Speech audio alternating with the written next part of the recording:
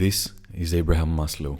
He's considered one of the most important psychologists of the 20th century because of his association with the famous hierarchy of human needs. This hierarchy depicts the idea that human needs can be categorized into different tiers. Tier 1 includes physiological needs, Tier 2 includes safety needs, Tier 3 includes belongingness and love needs, Tier 4 includes esteem needs, and the final tier includes self-actualization. An interesting fact, however, is that Maslow never really used the term hierarchy to explain his theory. He merely suggested that there is a causality between lower tier needs and higher tier needs by virtue of prepotency. Most probably, the pyramid was an illustration designed by one of his publishers in order to offer to the reader a more visual representation of Maslow's ideas.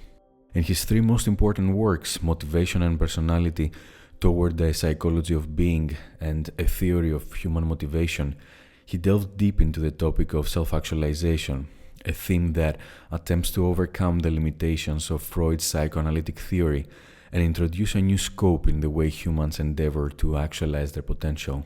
He joined a branch of psychology called humanistic psychology that has its roots in phenomenology, existentialism, and Eastern philosophy. Its main premise is that the ideas put forth by the traditional psychoanalytic theory are innately pessimistic and that this constitutes an impediment in the way humans progress through life. Maslow was a positivist and a pragmatist. The basic framework of his theories was that only through a life devoted to personal responsibility and constant self-improvement can an individual ever be truly happy. A catalyzing factor in the development of his ideas was the advent of World War II that produced so much pain and suffering around the world.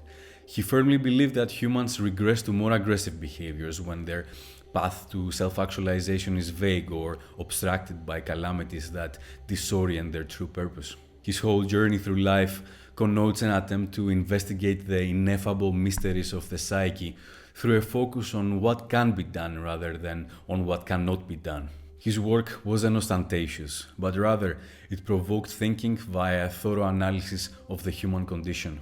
Most of his interest in this area emerged from his examination of people that fulfilled the conditions of a self-actualized person. He looked at people like Albert Einstein, and he saw figures that met the standard of self-actualization and could act as archetypes for the rest of the world. In a way, Abraham Maslow can be considered the forefather of the contemporary self-development movement. If we were to remove the biological parameters from the equation, as well as every other trait that can be bequeathed to a person from their lineage, a human is a tabula rasa. That is, one has the capacity to develop and evolve to a state that one truly desires, insofar as one invests heavily towards that state. According to Maslow, that state isn't something obscure or elusive. After a lot of contemplation, he came to identify some major patterns that repeat throughout instances of people he called self-actualized.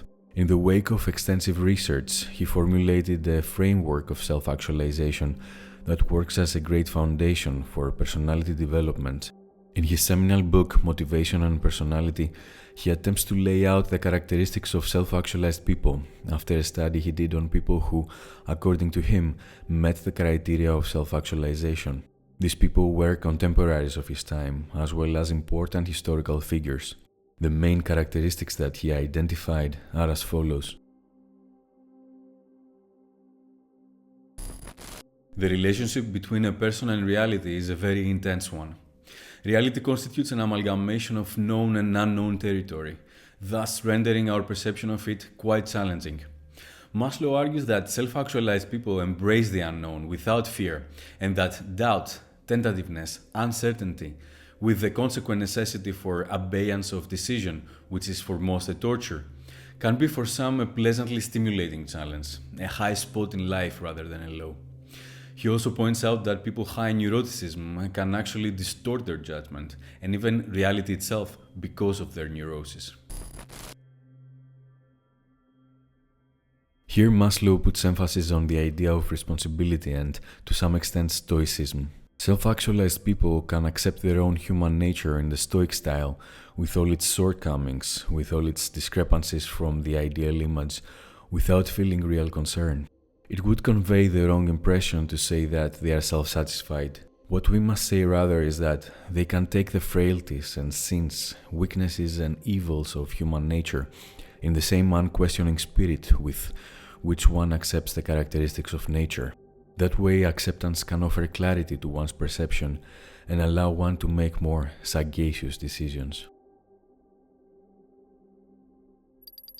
Spontaneity, simplicity, and naturalness all can lead to less artificiality in the way one orients himself in the world.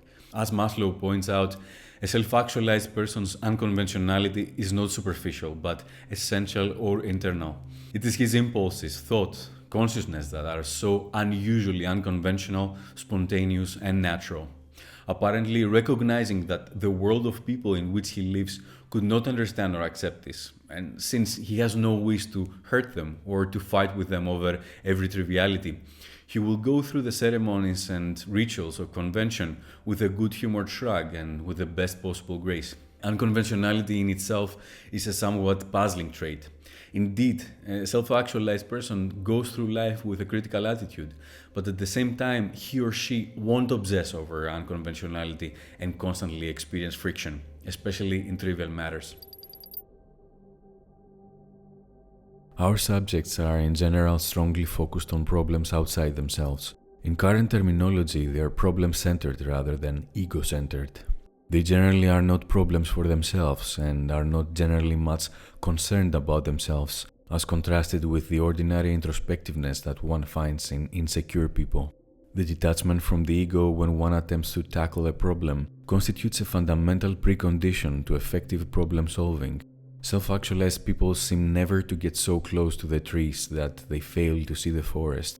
They work within a framework of values that are broad and not petty, universal and not local, and in terms of a century rather than the moment.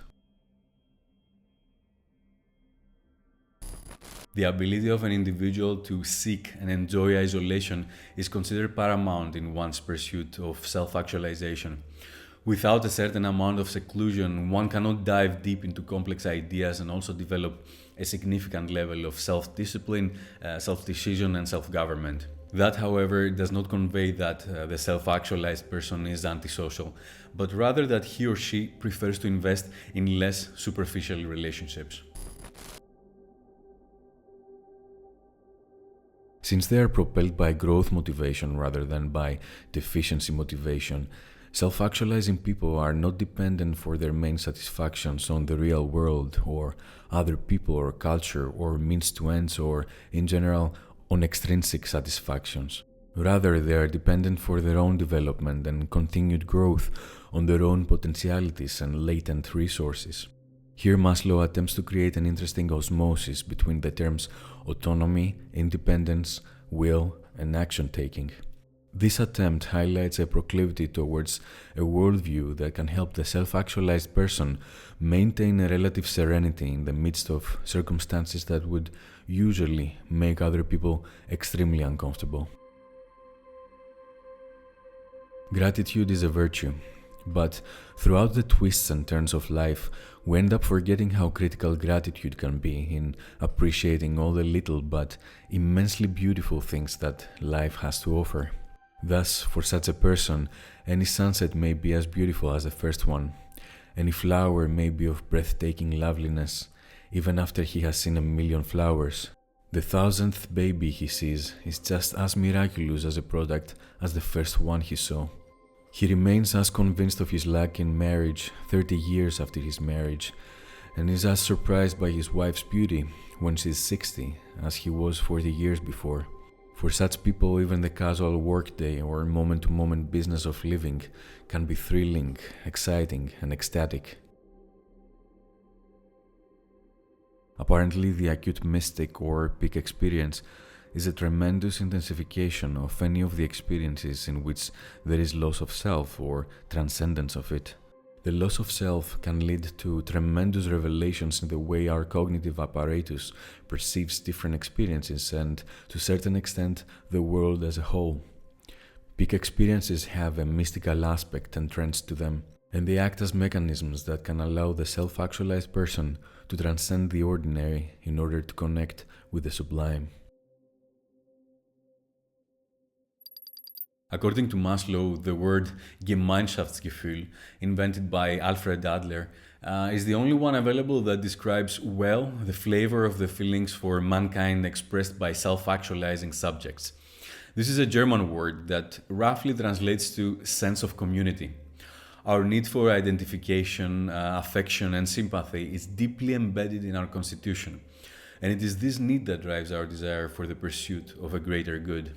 In a nutshell, Gemeinschaftsgefühl describes the capacity of the self-actualized human to develop a vision bigger than himself. Self-actualized people are capable of more fusion, greater love, more perfect identification, more obliteration of the ego boundaries than other people would consider possible. Here Maslow is tapping into the characteristic of self-actualized people to seek deeper connections in their interpersonal relations. Loyalty and a small dedicated circle are favored over a plethora of shallow connections. Selectiveness can offer a sense of clarity in our relationships and also allow room for further interpersonal evolution. According to Maslow, self-actualized people can be and are friendly with anyone of suitable character, regardless of class, education, political belief, race, or color. As a matter of fact, it often seems as if they are not even aware of these differences, which are for the average person so obvious and so important. The ability to not discriminate and to adopt a more empathetic stance when it comes to judging others is a fundamental constituent of a self-actualized personality. A certain degree of humility is required to demonstrate such an attitude, as well as the proclivity to judge people more by their character and less by their status and racial characteristics.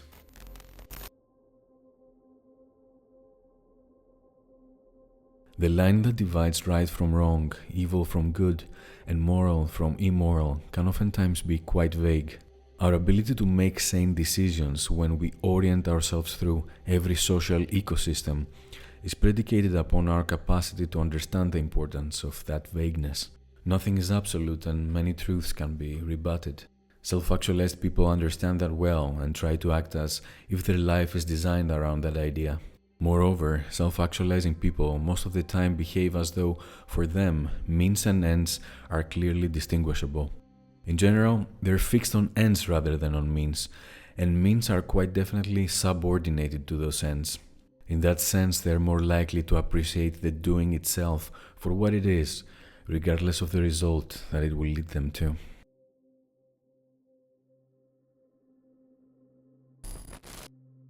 Humor is a very debatable topic because humor most of the time is directed towards someone, and this can implicitly communicate a level of hostility towards that someone. For self-actualized people, things are quite straightforward. As Maslow points out, characteristically, what self-actualized people consider humor is more closely allied to philosophy than to anything else. It may also be called the humor of the real because it consists in large part in poking fun at human beings in general when they are foolish or forget their place in the universe or try to be big when they're actually small.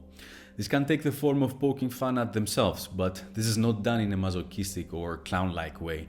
Lincoln's humor can serve as a suitable example. Probably Lincoln never made a joke that hurt anybody else. It is also likely that many or even most of his jokes had something to say. They had a function beyond just producing a laugh. They often seem to be education in a more palatable form, akin to parables or fables. There is no limit to the degree one can engage in creative work. Creativity has an axiomatic character, and that can help push through any mental barrier that the thinking human may face. It is as if this special type of creativeness, being an expression of a healthy personality, is projected out upon the world or touches whatever activity the person is engaged in. In this sense, there can be creative shoemakers or carpenters or clerks.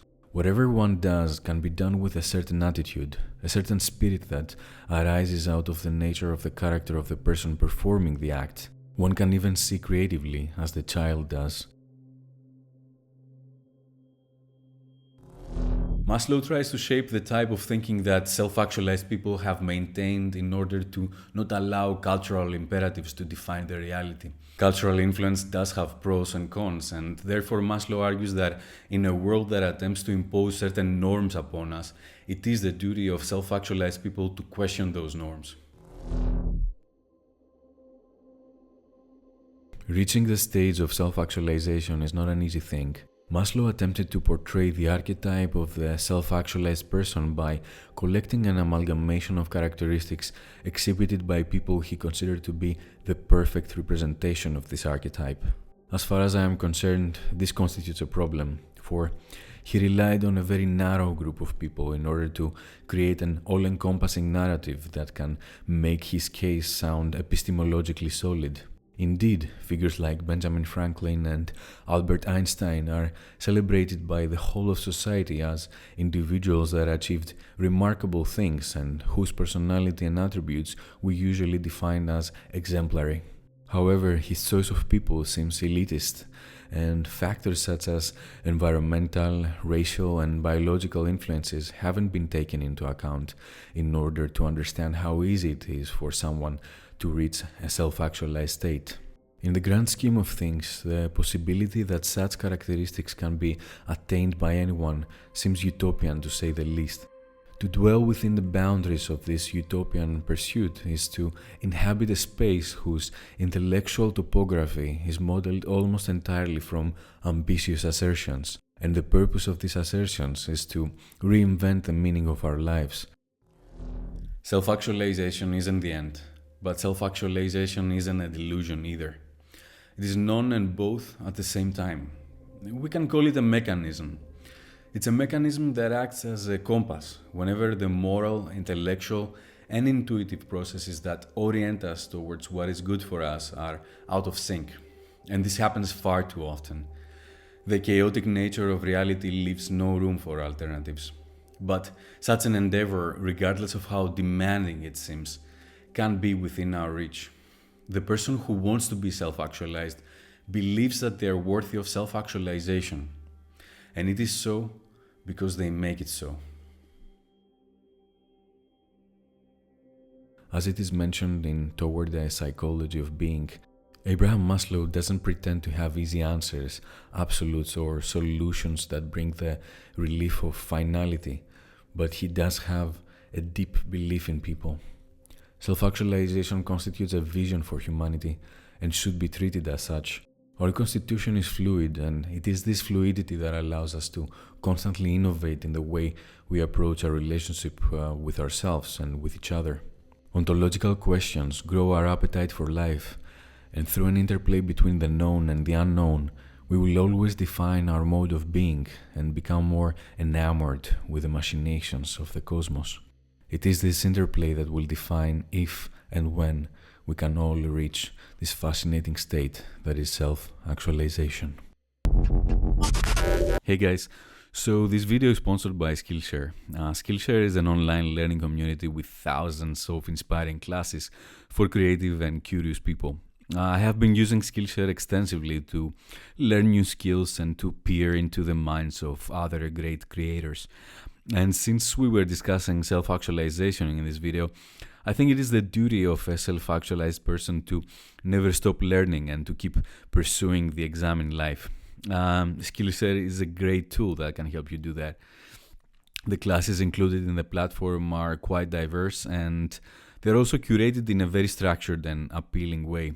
I liked so many classes, but the ones that stood out for me are definitely Real Productivity, How to Build Habits That Last by Thomas Frank, and also the one called Productivity Masterclass, Principles and Tools to Boost Your Productivity by Ali Abdaal. Both guys are YouTubers that I follow, and they have created two amazing classes that can really re-engineer the way you view productivity. The first class will help you structure your life in a way that will allow you to rely on systems rather than on abstract practices and really build habits that last. The second class will help you debunk some widely circulated productivity myths and eventually get to the gist of proper productivity practices. Skillshare is curated specifically for learning, meaning that there are no ads and they're always launching new premium classes so you can stay focused and follow wherever your creativity takes you. And it's less than $10 a month with an annual subscription. So the first 1,000 of you to click the link in the description below will get a free trial of premium membership so you can explore your creativity. Enjoy! Again, thanks for watching. See you soon. Adrian out.